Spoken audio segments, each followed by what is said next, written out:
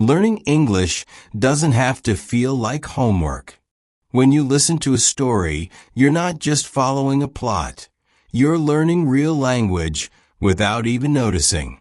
That's why this channel brings you fun, immersive stories every day. So before we jump in, take a second to subscribe, like this video, and turn on notifications. Let's make English part of your day, every day.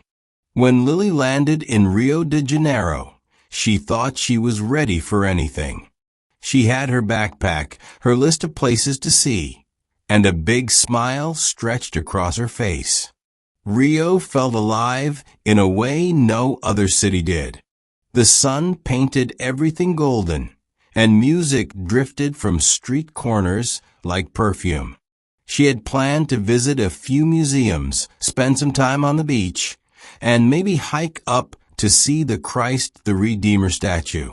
Nothing too complicated. Nothing too wild. But Rio had different plans. It started like a regular day. Lily had eaten breakfast at a tiny cafe near her hostel.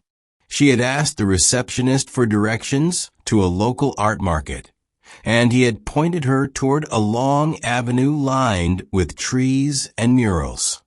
The weather was warm, but not too hot. She wore her favorite dress and comfortable shoes. Her camera swung gently from her shoulder as she walked down the street, taking in the colors and sounds. The market wasn't far. She followed the signs, paused to look at paintings, stopped to admire handmade jewelry, and smiled at strangers who smiled back. There was music playing somewhere nearby, the beat steady and exciting.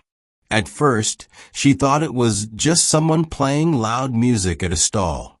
But the sound got louder, then louder still. It wasn't just music, it was drums. Lily turned a corner and suddenly found herself in the middle of something unexpected. A marching band. Not just one or two people. It was a full band, complete with brass instruments, percussion, and even dancers in bright costumes. The street had transformed into a moving sea of sound and color. Before she could step aside, the crowd closed in behind her. She was in it, actually right in the middle of it. The music pounded in her chest. Trumpets screamed with joy, drums shook the ground, and the rhythm pulled everything forward like a wave. Dancers spun and shouted. Confetti floated through the air like snowflakes from a party. Lily tried to move to the side of the street, but there was nowhere to go. Spectators lined both sidewalks, clapping and cheering. Everyone seemed to think she was part of the parade. And maybe, in a way, she was. A man in a feathered headdress gave her a wink. A girl with painted cheeks threw her a flower. Someone tossed glitter in the air, and it landed all over Lily's hair and shoulders. She couldn't stop laughing. Her plan had been to walk to the market, maybe buy a small painting or necklace. Instead, she was marching through Rio with a band. At one point, she realized she was dancing, not because she meant to, but because the music left her no choice. Her feet moved without thinking. Her arms joined the rhythm. Her heart forgot all about directions and destinations. She was just there, in that moment, under the Brazilian sun, moving with strangers who felt like old friends. She saw people with cameras pointing at her. She saw kids clapping in time with the music. She saw joy everywhere. For a moment, she wondered what she must look like, this tourist with a confused smile and glitter in her eyebrows. But it didn't matter. She wasn't watching the city anymore. She was part of it. Eventually, the band slowed down. The street opened up again. The music faded into the distance, and the parade turned down another road. Lily stood still for the first time in what felt like forever.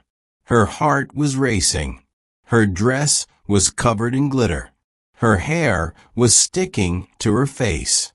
She looked like she'd just come from a party, which, in a way, she had. She walked a few blocks in silence, her ears still ringing with the memory of drums. She found a bench in a quiet square and sat down, her feet sore, but her spirit dancing. That art market? She never made it, but she didn't care. The city had shown her something better, something she never could have planned or expected. Later, when she told people the story, she would say it was the best wrong turn she ever took.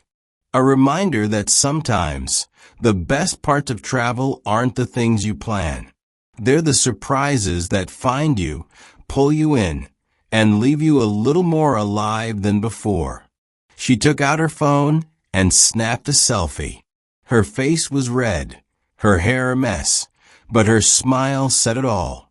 That day, Rio had taught her how to dance, even if she never meant to. And just like that, you've learned something powerful. You've absorbed real English, past tenses, travel phrases, descriptive storytelling, without even trying. That's the magic of learning through stories. If you enjoyed this, make sure to like, subscribe, and hit the bell. We have new videos every day to help you grow your English, one story at a time. And tell us in the comments, have you ever walked into something unexpected while traveling? We'd love to hear your story. See you next time.